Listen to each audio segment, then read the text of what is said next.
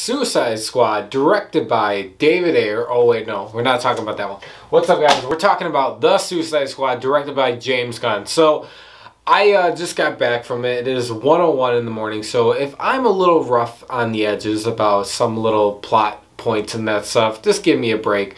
I didn't want to wait until the morning. I want to get my in-depth thoughts of what the film, what I really thought of the film.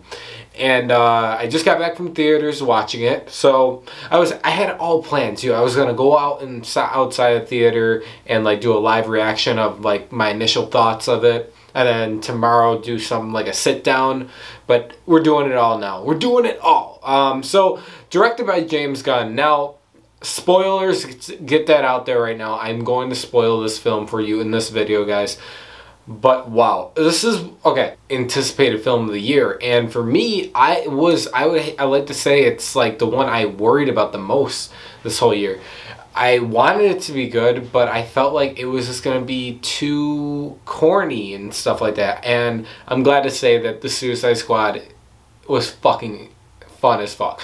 Now, I have a couple nitpicks with the film, and we'll get into that after I talk about what I loved about the film. Let's get into what I loved about the film.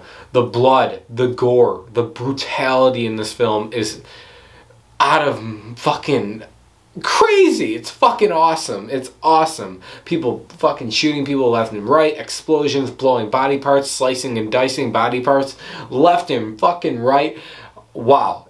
I just gotta say, the brutality, the action, and the gore is all fucking there. This is a rated R film, guys. I'm letting you know that right now.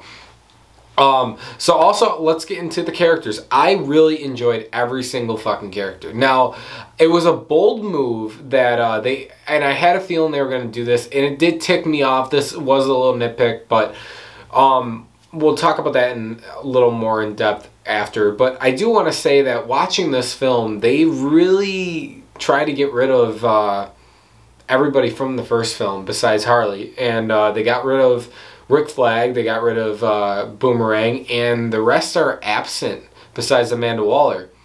So it is kind of weird. I mean, we knew Floyd Lawton wasn't, or we knew Will Smith wasn't coming back for Deadshot, although Idris Elba's character really feels like if you switch Will Smith in for him, it feels like the same character of Bloodsport. Guys, get that vibe, like, because I do too. But besides that, I love John. This is honestly, okay, I talked about in F9, I did not like John Cena was miscast, or he just didn't do a good job acting. He's fucking awesome in this film. He's awesome. I love Polka Dot Man. I like King Shark, voiced by Stallone. Fucking funny. Awesome. I really did like Idris Elba as Bloodsport. I had a feeling that he was going to be more the leader type character, and he was. But there was emotion to his character. And along with all these characters too, I actually like Ratcatcher too. I thought she was pretty cool. I liked the emotion that built up with all these characters. Peacemaker, John Cena, I liked his character a lot. He's pretty much of a dick, but if you really understand his reasoning, what it is he'll do anything for peace. And whether if it's wrong, he says, there's a line in the movie where he's like, I'll kill kids, I'll kill women, or I'll kill men. It doesn't matter as long as it's for peace. So he'll do anything. And I actually thought they killed him, or they actually killed him, and I'm like, oh, I knew James Gunn was going to work on a Peacemaker TV series for HBO Max, so I thought it was going to be like a prequel or something like that, but no, we find out in the after credit scene, if you guys didn't watch it, they got him and he's still alive, so they're going to continue on with his missions. But overall, guys, the characters in this film are fucking out of this world, and it's awesome just to watch. It really was enjoying. I have to admit, and the development with these characters were incredible. Harley, Bloodsport, fucking Peacemaker, like I said, Ratcatcher, Polka Dot Man with his, I like, there was a line where Peacemaker says to Polka Dot Man, whoa, settle down there, Norman Bates, because he's like really, like, he hates his mom because she caused him to become a superhero or supervillain with all these powers in Star Labs, so wherever he goes he sees his mom, and because he hates her, and he was cool. I actually was surprised to actually like Polka Dot Man in a fucking, like, it's crazy. Boomerang didn't do a lot. They killed him off quick. A lot of these characters got killed off. I just thought they were fucking hilarious how they died. Like, the one guy that, like, can just pop his arms off and he just goes and taps people and he just gets, like, annihilated. Thought that was fucking hilarious. And that this is a really gory film. Now, I do want to say also, let's get into it. This film is actually really fucking funny. And it's not that kind of corny humor. It's rated R humor, and it's fucking funny. They swear. This is a DC movie where they swear the humor is there, and I actually really, like, chuckled a lot. I actually think King Shark, I actually really like King Shark as well, voiced by Stallone. I think he's cute, he's cool. Look at him. I just love it. And then there's Weasel, who dies in the beginning of the film, and then we find out he's actually still alive, but just they don't really do anything with him. Let's talk about the villain of the film. And the villain is Starro, for the most part. I like to say that their mission is to go to Corto Maltese and destroy this building called Jotunheim, I think it was, and basically destroy all the files showing that the U.S.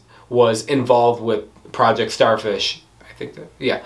And obviously, they do destroy the building, but Starro gets out, starts, you know, doing the suction thing on people's faces and that, and then the Suicide Squad overall in the end, with the 4 people that are fucking left out of like 12 people, 12 or 13 people, end up going to stop Starro. Now, I actually really did, I think Starro is I never thought we would see him on screen, so it is kind of weird to see. I think it worked actually a lot in the film. I really did like it a lot. So I had no gripes about Starro being the villain of the film. One of the things that I did have a gripe about, let's get into the things I had some gripes about, and then we'll sum up everything. I'm not doing no rating, guys, to let you know. I'll let you know in the end what I'll say about it, the final thoughts. But a couple of gripes is the score, once again. Now, if you guys remember in the first Suicide Squad film, the score for me, it was really poppy in that, and I just did not like it a lot. In this film, there's just, it's songs again, and songs, and there are little instances of more of a, like, movie score. That's what I like more. Like, some of the parts really work with the music, but I felt like the song choices and that, once again, were overused. I think it could have benefited more off of an actual score, and that's what I don't know why they're doing this with Suicide Squad. I want like a nice legit score, and you can still have these songs like Joker, for an example. Joker, rated R film, you guys know that they use the song when he's dancing down the stairs, like, you know, hey, which was so fucking cool, uplifting, and we loved it. It got us all in the mood for caring about Arthur as a character. We like that. But there's also a score behind it. So that's my problem with this film, is the score for the most part. And there's one more thing. The first act was awesome. The third act was awesome. The second act drags. And I'm going to be honest, for me, I love Harley as a character. I love Margot Robbie, who plays Harley, incredible. But there was like a side plot that I felt like could have been trimmed down a little bit, but it wasn't, with her and a romantic guy that never really went anywhere, and she just ended up killing him. And some of the second act really did slow a little bit, but it's still like, I was still intrigued about what was going on. So that's just like a nitpick. Now let's sum up my thoughts about this film. Overall, guys, I'm actually really happy that James Gunn did take over the Suicide Squad. Love or hate David Ayer's version of Suicide Squad, just listen, guys, I'm going to be honest, we did not get David Ayer's Suicide Squad. We got WB Suicide Squad. I don't like WB Suicide Squad. I still want to see the Ayer cut. I know there have been journalists and shit like that shitting on David Ayer lately after seeing this film and saying, wow, and they're blaming David Ayer when it's not David Ayer's fault with the cut that he did, or he didn't even do, that WB mandated. And so if you guys are watching this and like, you hear what I mean by that, and if you guys are like me and did like this film a lot better than the first one, don't shit on David Ayer, because it's not his fault. It's WB's fault that they wanted new reshoots, they wanted to add all this pop music to it and make it very choppy and not like a cohesive film. So don't blame David Ayer. I know, I'm just saying, like, just don't. That's not his fault. I want to see the Ayer cut. Now I'm actually wanting to see it even more, to see his vision, and then we got James Gunn's complete vision. The big question is, though, for me, what's James Gunn gonna do next? Is he gonna return for another Suicide Squad? I kind of want him to. I think that'd be really cool. I know he's doing the Peacemaker series, but I feel like we're going to see something more from James Gunn in the DCU. I think it's safe to say that the DCU is going to be where James Gunn shows off his creative work. Yes, he did it in Guardians 1 and Guardians 2, but he's limited there with that PG-13 rating, and here he's all-out rated R. So I think that's a good thing for James Gunn for the most part. So for me, I really like this film, guys. I recommend go and watch it. Go watch it on HBO Max. Go in theaters. If you're scared to go in theaters, go watch it on HBO Max. It's on there right now. I might actually go watch it on HBO Max tomorrow because I might be bored and might not want anything to do, and go pick up some Easter eggs. And that Calendar Man is in there. I think Sean Gunn, James Gunn's brother, plays Calendar Man. I think Sean Gunn also plays the Thinker too. I don't know. I don't know about that. But overall, guys, I really enjoyed the film. I hope you guys do enjoy it too. I'm glad to say it too. I will be definitely buying this on 4K Blu-ray. I'll definitely give away the code. But guys, thanks for watching. Please subscribe for more, and I will see you soon.